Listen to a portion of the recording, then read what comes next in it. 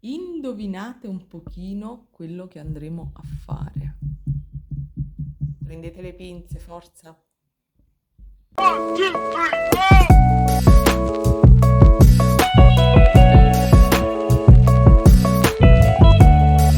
Buon pomeriggio amiche, ben ritrovate sul mio canale. Oggi andiamo a realizzare degli anelli in wire rivestito. Allora, premessa, lo chiamo wire rivestito non perché chissà per quale motivo, ma semplicemente perché andrò a coprire dei fili da wire. Nel mio caso è un filo di rame da 1 mm. Se avete filo più resistente anche da 1 e 2 va benissimo, perché ovviamente diamo più sostegno al nostro anello. Questo è poco ma sicuro. Quindi questa è la prima informazione e quindi l'ho chiamato rivestito proprio perché lo andremo a ricoprire. Con cosa andremo a ricoprire i nostri simpatici anelli? Sul mio dito va bene, gli anelli sono indescrivibili, ecco perché non li porto, perché ho le dita corte e non mi donano assolutamente.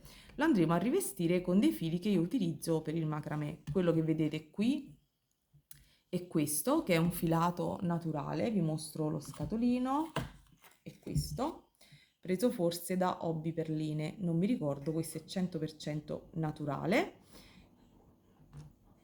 E volevo mostrarvi la dimensione, ma sarà forse da 1 mm questo filo, quindi deve essere un filo sottile che noi andiamo con cui andiamo a rivestire il nostro filo da wire. Questo invece è il Silon, non è quello super doppio, sarà quello da 0,5 mi sa. Potete utilizzare naturalmente anche quello più doppio. Io ho preso questo perché volevo provare un colore più acceso, più vivido. Vi mostro poi la foto dell'anello realizzato con questo sulle mani di Marti. Allora, quindi cosa ci servirà? Il filo da wire, come vi ho detto, ci servirà del filo per andare a ricoprire il nostro filo da wire, per cucire le perline come in questo caso, eccolo. Ci servirà quindi del filo e delle perline a vostro piacimento se lo volete decorare, altrimenti farete un anellino semplice rivestito. Io lo preferisco naturalmente decorato, quindi ci serviranno delle perline, queste qua in questo caso sono 11,0 e una perlina da 4 mm. Da 4 mm, stamattina non riesco a parlare. Filo, ci servirà del filo della Miyuki, l'ago io uso sempre quella della Tulip. Se non avete del filo Miyuki, se siete delle creative che in realtà non perlinano e avete un qualsiasi filo e un qualsiasi ago e una superficie tipo feltro anche, io sto utilizzando la Beading Foundation, che è quella da ricamo ma perché faccio sutace e bead embroidery. Ma se voi siete creative così che non lo fanno, tra virgolette, passatemi il termine, in modo professionale, ma lo fate per puro divertimento, un pezzetto di feltro, ago e filo, e lo fate uguale, prendete 2 perline di conteria e avete risolto il problema. Vi ricordo che se non sapete dove reperire questi materiali li potete trovare dalla BB Craft, come da altri siti made in China, come la BB Craft, che hanno questi materiali. Io vi metto qui il codice sconto per la BB Craft perché ovviamente è ancora valido, quindi se voleste cimentarvi con il wire e con qualche tecnica per divertirvi, io vi passo lo sconto. Ma questo video non è in collaborazione. Quindi se vi piace questo anellino e volete provare a realizzarlo, restate con me qui sul canale e lo facciamo insieme. Naturalmente per il wire vi serviranno tronchesine, pinza piatta, se avete questo tipo di pinza che è sempre utilissimo per il wire, in questo caso anche se non l'avete non importa perché si utilizza per non graffiare il filo di metallo, ma nel nostro caso sarà rivestito e quindi non ci interessa. Quello che ci servirà invece saranno delle punte coniche per andare a fare le nostre girandoline. Quindi state con me e vediamo insieme questo simpatico tutorial. Ovviamente è un video tecnica, una nuova tecnica, wire rivestito, e potete utilizzarlo naturalmente anche, fare la stessa cosa quindi divertirvi con i colori e fare anche orecchini, bracciali e quant'altro, quindi lasciate che la fantasia prenda il sopravvento. Vi abbraccio tutte quante, vi saluto e vi lascio al tutorial, che è veramente libero, potete fare girandole piccole, grandi, grigori.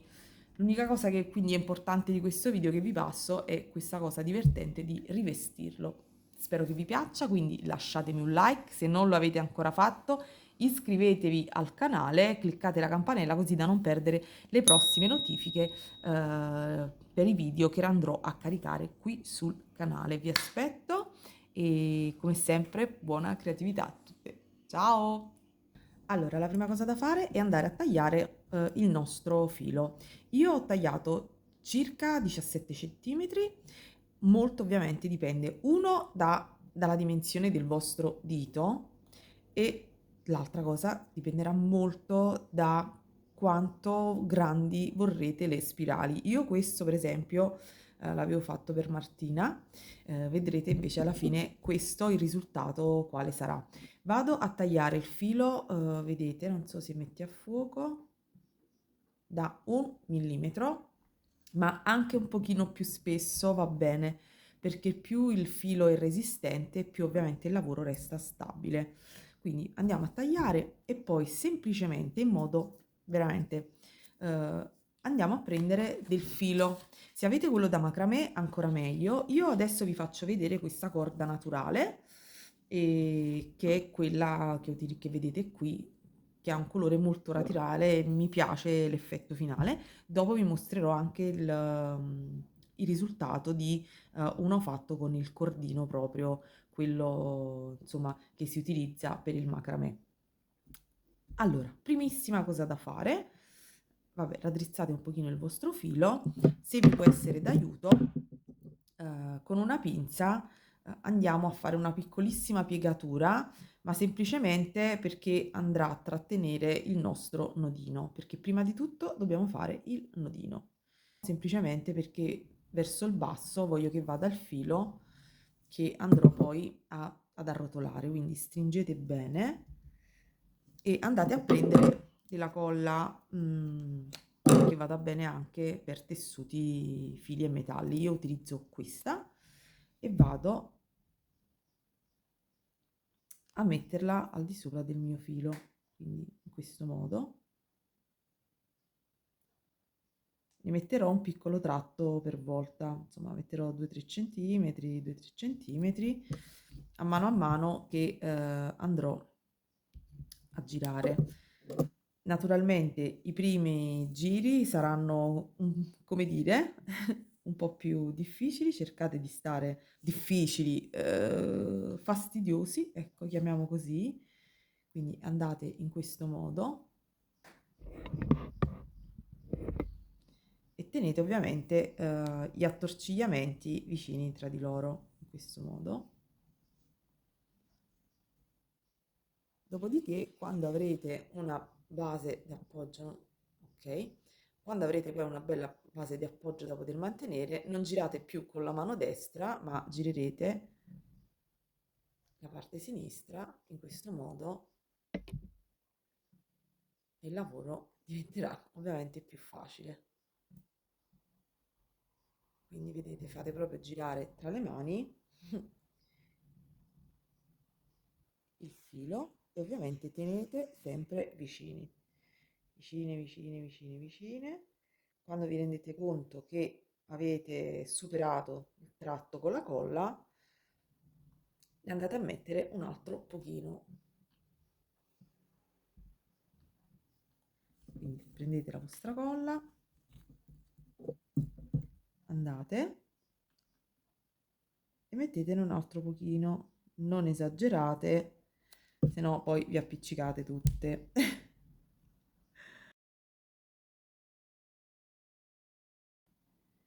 Se questo fosse stato il classico filo da macramè, con l'accendino avrei ovviamente potuto mettere, sovrapporre i due fili e bruciacchiare un pochino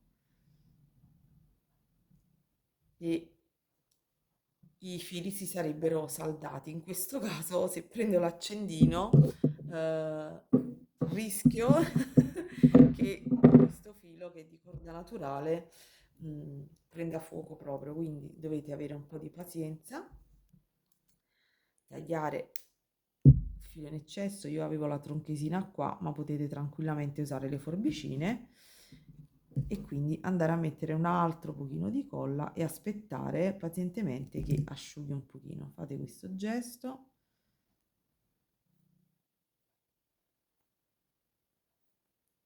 Potreste prendere anche un pochino di ago e di filo e cucire, però è meglio andare lì, non toccare più ed aspettare che si asciughi. Ok, mollo.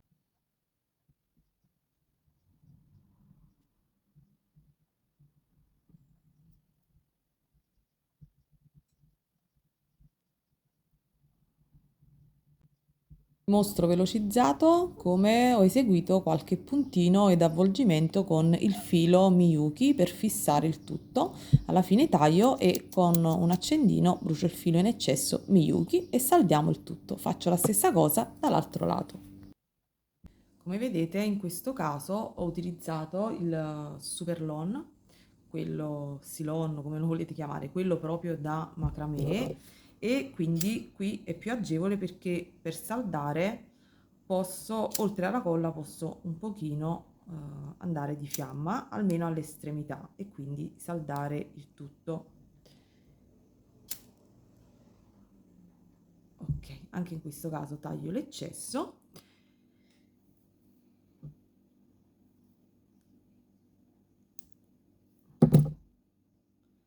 Ovviamente vado a riprendere il primo nostro pezzo che si era asciugato, che si è asciugato, e semplicemente vado, dov'è? Eccolo.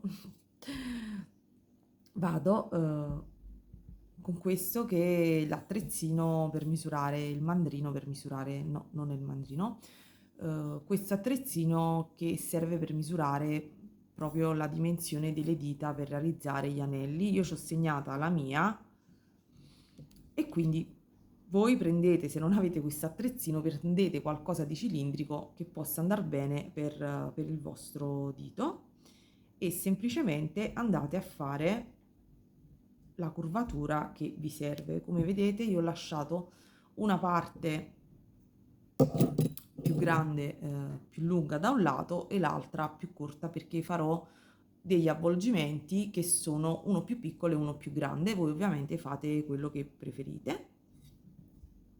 E una volta che avete fatto questo, semplicemente prendete una pinza a punte coniche, scusate i rumori, ed andate a fare il vostro avvolgimento. Il primo ovviamente sarà un po', avendo il cordino, sarà un po' più rompiscatole, poi ovviamente fatto il primo ricciolino potete procedere in modo tranquillo ed andate a fare il vostro avvolgimento. Quindi questo da un lato, dall'altro lato faremo l'avvolgimento al contrario. Quindi in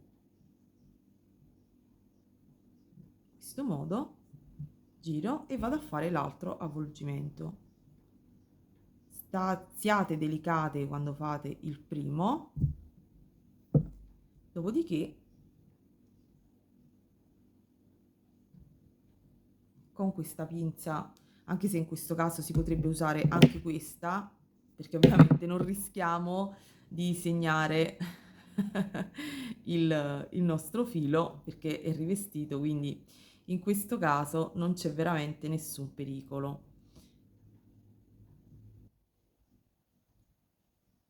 Naturalmente potete fare il disegno che preferite.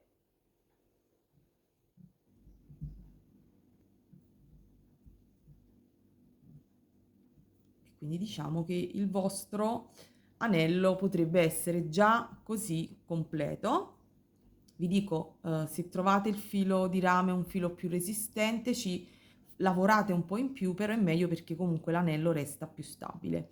Adesso, naturalmente abbiamo delle basi e noi possiamo andare a fare su queste basi quello che vogliamo, tipo incollare dei castoni, cucire delle pietre e quindi andiamo ulteriormente a decorare il nostro anellino. Adesso io vado a prendere qualche rocaille e vi mostro come fare, quindi seconda parte andiamo a decorare. Vedete, ho terminato anche quello semplice nel colore oro, quello fatto proprio con il filato di macramè, e adesso procedo. Vi mostro che potremmo semplicemente incollare dei castoni con delle ceramiche, dei cabochon, però io ho preferito nel mio caso andare a cucire delle perline al di sopra dei miei anelli, quindi prendo il diametro e taglio un pezzettino di beading foundation che si possa adagiare al di sopra del nostro elemento con l'anello. Ritaglio un cerchietto, prendo una perlina da 4 mm e il filo edago e comincio semplicemente a cucire.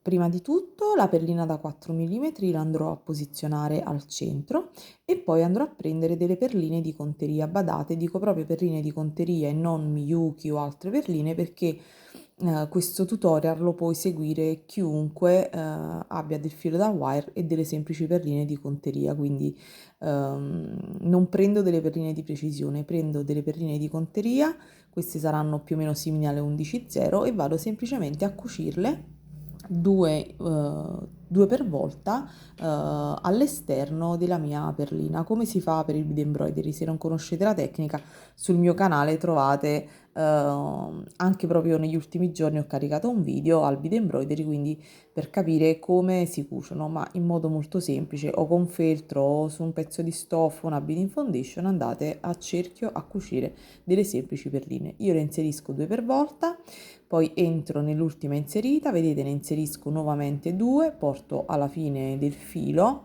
e vado in modo perpendicolare nella mia base, poi rispunto da una dall'ultima, vedete, entro nella penultima, tra la penultima, scusate, e l'ultima, poi rientro nell'ultima, inserisco nuovamente due perline e procedo sempre così, a retro di una ed avanzo di due, semplicemente. Dopodiché ripassate una volta che le avete inserite tutte. Io nel mio caso ne ho inserite, mi sa, 10, non ho contato, ma penso che alla fine ne ho inserite 10. Dopodiché ripasso in tutte quante fino ad arrivare ovviamente al margine esterno.